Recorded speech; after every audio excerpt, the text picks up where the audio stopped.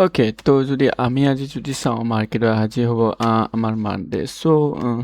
যদি চাওঁ আমি নেক্সট যোৱা উইকত এইটো এটা মোমেণ্টাম দি দিছে। তো ইয়াতে যদি আমি প্লেনিং চাওঁ, তো মিনিমাম এইটো 800 লেভেলৰ ইয়াতে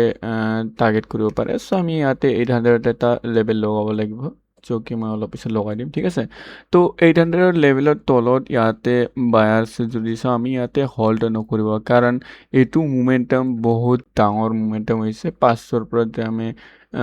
6 ইয়াতে যাওঁ 500ৰ বেছি ইয়াতে মোমেণ্টাম ইণ্ডেক্সতে আহিছে। তো প্ৰিমিয়াম চাৰ্টত আৰু ইয়াতে কমচে কম যদি আপুনি লৈ যাওক 400 ইয়াতে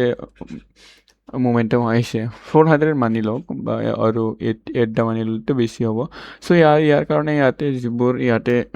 বায়াৰ্ছ আছিলে এইটো ডেফিনেটলি ইয়াতে প্ৰফিটত আহিছে। চ' প্ৰফিট ইয়াতে বুকিং কৰিছে। মিনিমাম সিহঁতে 800ৰ পৰা হল্ড কৰিব আৰম্ভ কৰিব। মিনিমাম 800ৰ ইয়াতে এছ এল পাম, ঠিক আছে। চ' ফ্লেট যদি পাওঁ আমি ইয়াতে যদি পাওঁ আমি ইয়াতে চেলিঙৰ প্লেনিং কৰিব লাগিব। আৰু বেছিকৈ গেপ ডাউন পাৰে ইয়াতে চিৰ্ফ আমি যিবোৰ ইয়াতে কি আছে তো আমি অপশ্যন চেলাৰ ন, অপশ্যন বায়াৰ্ছৰ ইয়াতে আমি পজিশ্যন পাম অনলি। চ' সিহঁতৰ অনলি ইয়াতে চৰি অপশ্যন বায়াৰ্ছটো আমি অপশ্যন চেলাৰ্ছৰ বাইং পজিশ্যন ইয়াতে পাম। চ' সিহঁতকে ইয়াতে আমি টাৰ্গেট কৰি এইখিনি লেভেলৰ তেওঁ আমি চেলিং কৰিব লাগিব, মানে অলপ 800 আমি টাৰ্গেট কৰিব লাগিব। ইয়াতে চেলিং কৰিব লাগিব, ইয়াতে চেলিং কৰিব লাগিব। আৰু গেপ আপ যদি চাওঁ আমি ইয়াতে ফ্লেটত আমি বাইং কৰিম বুলি ভাবিছোঁ। আৰু গেপ আপত যদি চাওঁ আমি এইটোক টাৰ্গেট কৰি ইয়াতে আমি গেপ আপত বাইং বুলি ভাবিছোঁ, ঠিক আছে। একচুৱেলি ইয়াতে যদি চাওঁ আমি মাৰ্কেটত যদি আমি চিধা চাওঁ ইয়াতে চেলাৰ্ছে হোল্ড কৰিছে, কাৰণ মাৰ্কেট চেণ্টিমেণ্ট বহুত দিনৰ পৰা ডাউন চাইড হৈ আছিলে। চ' আজি চাৰ্টখন যদি আমি ভালকৈ বুজোঁ ইয়াতে না বায়াৰ বেছি আছে না চেলাৰ্ছ বেছি আছে, তো ঠিক আছে। তো আই থিংক 500 এইখিনি মানে যদি অ'পেন হয় তো ইয়াৰ মোমেণ্টাম কেনেকৈ আহিব পাৰে। চ' ইয়াৰ কাৰণে আজি নিউ চাৰ্ট অনুসৰি আমাক ইয়াতে ট্ৰেড প্লেনিং কৰিব লাগিব, ঠিক আছে। চ' মাৰ্কেট অ'পেনিং হ'বলৈ দিওঁ, প্ৰি অ'পেনিঙত আমি চাম যে কেনেকৈ এণ্ট্ৰি কৰা যায়, তাৰপিছত আমি ইয়াতে এণ্ট্ৰি ল'বলৈ চেষ্টা কৰিম, ঠিক আছে। অ'কে, তো এতিয়া প্ৰি অ'পেনিং হ'ল মাৰ্কেট। তো যদি চাওঁ আমি অলমষ্ট এইটো লেভেলত আমাৰ মাৰ্কেট অ'পেনিং হ'ব, যিটো নেকি এইটো 600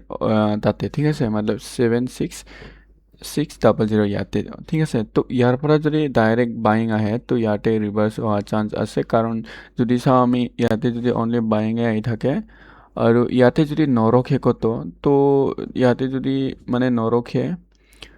চ' এইটোক টাৰ্গেট কৰিব পাৰে। এইটো হ'ল আমাৰ এটা অপৰচুনিটি। আৰু যদি ইয়াৰ পৰা ডাইৰেক্ট বাইঙত যায় তো ইয়াতে এইটো লেভেল নহা পৰ্যন্ত আমি ইয়াতে চেলিঙত ট্ৰাই কৰি থাকিম। মানে এইটো যেতিয়া ক্ৰছ হয় তেতিয়া আমি ইয়াতে বাইং চাইডত ভাবিম, ঠিক আছে। এইটো 700 এইটো মানে 000 এইটো পাৰ হ'লে আমি ইয়াৰ ওপৰত ট্ৰেড কৰিবলৈ চেষ্টা কৰিম বাইঙত। কিন্তু ইয়াতে যদি চাওঁ আমি ইয়াতে চেলিঙতে প্লেনিং কৰিব লাগিব, কাৰণ ইয়াৰ তলত যদি চাওঁ আমি ইয়াতে যদি ইয়াতে বায়াছে এড হ'বলৈ আৰম্ভ কৰে তো ইয়াতে এছ এল এভেলেবল হৈ যাব। ইয়াৰ পৰা যদি সৰু সুৰাকৈ বায়াছ আহি যায় তো চেলিঙত মাৰ্কেট কনভাৰ্ট হ'ব পাৰে। বাট এইটো এটা ট্ৰেপ হ'ব পাৰে, তাৰপিছত আৰু ওপৰত যাব পাৰে। তো এইটো ট্ৰেপত যদি আমি পাওঁ ইয়াতে ট্ৰাই কৰিম যে আমি ইয়াতে এইটোতে আমি প্ৰফিট বুকিং কৰিবলৈ। বাট যদি মাৰ্কেট ইয়াতে অ'পেনিং হয় ডাউন চাইড আহে তো ইয়াতে আমি বাইঙৰ ডেফিনেটলি ইয়াতে বাইঙৰ প্লেন কৰিম, কাৰণ কিয় এইটো যদি ইয়াৰ তলত আহে তো এইটো 500ক ইয়াতে টাৰ্গেট কৰিব পাৰে। লাষ্টত তিনিটাহে কওঁতে মই এভৰিডে এইটোৱে কওঁ যে মই লাষ্টত তিনিটা এইটোকে মই টাৰ্গেট এইটো কৈ থাকোঁ। তো কেতিয়াবা ভুল নুবুজিব আৰু না। তো প্লেনিং কি হ'ল আমাৰ প্ৰি অ'পেনিং একৰ্ডিং। এতিয়া মজাকৈ আৰু এবাৰ কৈ আছোঁ, ঠিক আছে। অল ডিলেট কণ্ট্ৰল, ঠিক আছে। যদি ইয়াতেতো অ'পেনিং হ'ল পালোঁ, চিধা বাইং যাই থাকিব। যদি এইখিনি লেভেলৰ পৰা যদি আমি ইয়াতে ৰিভাৰ্চ পাওঁ তো ইয়াতে আমি চেলিঙৰ প্লেনিং কৰিম, ঠিক আছে। এইটো দি দিলোঁ, তাৰপিছত ইয়াতে আমি চেলিঙৰ প্লেনিং কৰিম। আৰু যদি এনেকুৱাকৈ আহে ইয়াৰ তলত অহাৰ লগে লগে আমি ইয়াতে বাইঙৰ প্লেনিং কৰিম। তো দুটা কণ্ডিশ্যন আমি ইয়াতে ৰাখিলোঁ। আৰু ইয়াৰ ওপৰত গ'লে মানে এইখিনি জোনত যদি আমাৰ ইয়াতে মাৰ্কেটে নুঘূৰে তাৰফালে আমি ইয়াতে বাইঙত আমাৰ প্লেনিং কৰিব লাগিব কিন্তু এইটো ৰিভাৰ্চেল অহাৰ মানে এইটো ডাউন আহি যেতিয়া নেকি আপত যাব তেতিয়া আমি ইয়াতে প্লেনিং কৰিম ঠিক আছে লেটছ সি এতিয়া মাৰ্কেট অপেনিং হোৱাৰ ৰখি আছোঁ চাওঁ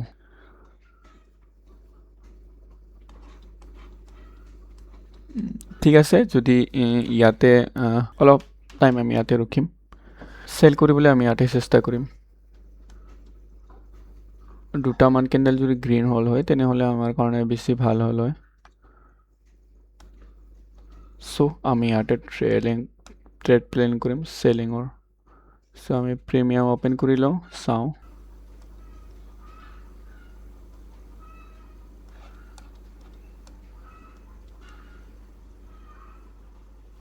ওকে চাওঁ আমি ইয়াতে চেল কৰি দিওঁ বাকী আমি ইমান ৱেইটিং নকৰোঁ আৰু ইয়াতে ওকে হৈ গ'ল আমাৰ ইয়াতে যদি চাওঁ আমি এইটো টাৰ্গেট কৰি ইয়াতে চেল কৰিলোঁ চাওঁ এইটো মাৰ্কেট ঘূৰিব পাৰে এইটো বা বেলেগ কথা যে চাওঁ কি হয় অলপ বেলেগত যাব লাগে তো আমি সোনকালে ইয়াতে ট্ৰেড প্লেনিং কৰিছোঁ বাকী ৱেইটিং কৰিলে আমি ইয়াতে বেছি ভাল আছিলে চাগে কিন্তু যদি চাওঁ ইয়াতে বাইঙৰ যোৱা চান্সটো অলপ কম আছে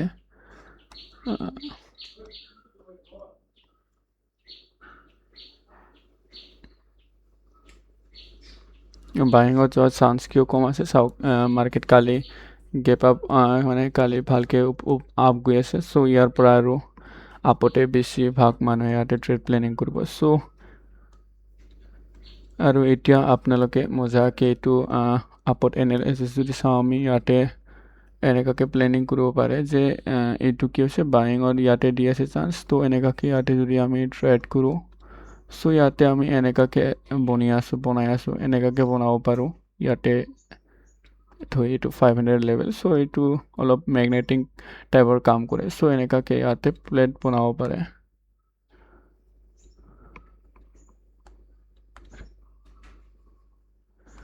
তো ইয়াৰ কাৰণে আমি এইটোক টাৰ্গেট কৰি ডাউন চাইডত ট্ৰেড কৰিলোঁ চাওঁ ইয়াতে আমি টাৰ্গেট পাওঁ নে এছ এল পাওঁ চিম্পল আছিল ৰিজনটো 500ক আমি টাৰ্গেট কৰিছোঁ ইয়াতে সোনকালে টাৰ্গেট দিলে ভাল আছিলে বাকী নহ'লে আৰু ইয়াতে নতুন চেলাৰ্ছ বোলে এড হ'বলৈ আৰম্ভ কৰিব য'ত যিমান সোনকালে পাওঁ আমি ইয়াতে টাৰ্গেট পালে ভাল হ'ব লেটছ সি আহিতো আছে মাৰ্কেট বাঢ়িতো আছে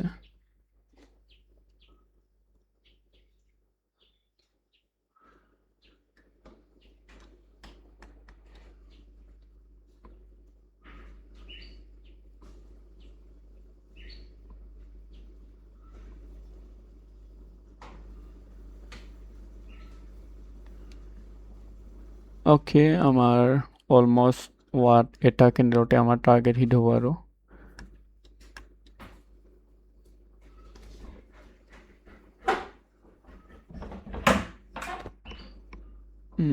ইয়াৰ পৰা যদি ৰিভাৰ্চ হয় তো ইয়াৰ পৰা হ'ব পাৰে তো ইয়াৰ পৰা যদি ৰিভাৰ্চ হয় অলপ দিগদাৰ হ'ব চ' আমি এছ এল যদি দিওঁ ইয়াতে 20 পইণ্টৰ এছ এল দিম আমি আজি চাওক ইয়াৰ পৰা অলপ মোক ইয়াতে অলপ ডাউট আছে কাৰণ যদি চাওক সেইটোৱে যে মাৰ্কেট ইয়াতে বেছি বাইঙত দেখাই আছে চ' ইয়াৰ পৰা বাইং যাব চান্স আছে চ' যদি যায় মোৰ 20 পইণ্ট যাব তো একো নাই মোৰ যদি যেতিয়া ডাউট লাগে তো মই তাতে কমচে কম এছ এল দিব চেষ্টা কৰোঁ আৰু যদি চাওঁ আমি এইটো ভাল এটা মোমেণ্টাম দি আছে এইটো যদি চাওঁ এতিয়া এছ এল এইটো লাগিব আমাৰ কিমান হৈ আছে যদি মাৰ্কেট কণ্ডিশ্যন যদি চাওঁ এতিয়াৰ পৰা ইয়াৰ পৰা ঘূৰি গৈছে ন মাৰ্কেট তো ইয়াৰ পৰা মোৰ এইটো এছ এল হৈ আছে এতিয়া 64 পইণ্ট মানে ইমান প্ৰফিট দেখুৱাৰ পাছত এইটো ঘূৰিলে অলপ দিগদাৰ হৈ যাব চ' ইয়াতে সৰু কেণ্ডেল বনাইছে তো যিমান সৰু কেণ্ডেল বনাই আছে সিমানে ভাল যে মাৰ্কেট ইফালে ডাউন চাইডতে আহিব বাট ইফালে আহিব চ' চাওঁ মাৰ্কেটটো ঘূৰিটো আছে অলমষ্ট 0 লেভেলত আহি গ'ল কিন্তু এইটো কেণ্ডেলতে আমি ভাবিছিলোঁ আমাৰ টিপি ফিট হৈ যাব বাট নহ'লে অলপ থাকি গ'ল চ' আই থিংক আমাৰ এছ এল যাব আজিও কাৰণ চিম্পল ট্ৰেড আছিলে আমাৰ এইটো টাৰ্গেট কৰি বাট যদি চাওঁ মাৰ্কেট ভাল এটা আপছাইডৰ মোমেণ্টাম হৈ আছে কালি আপছাইডৰ আছিল চ' এতিয়া ইয়াতে বাইং অহাৰ চান্স আছে তো এইটো ভাবিছিলোঁ আমি এইটো ট্ৰেডে আমি ইয়াতে এক্সিকিউট কৰিছিলোঁ বাট এইটো ইয়াতে নহ'লেগৈ এইটো ডাউন দি দিলে ইয়াতে ভাল আছিলে দে তো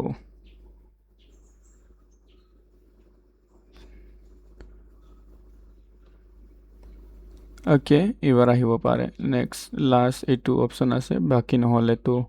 অ'কে আমাৰ ইয়াতে লাগি গ'ল ঠিক আছে চিম্পল লজিকত আমি ইয়াতে ট্ৰেড কৰিছিলোঁ যে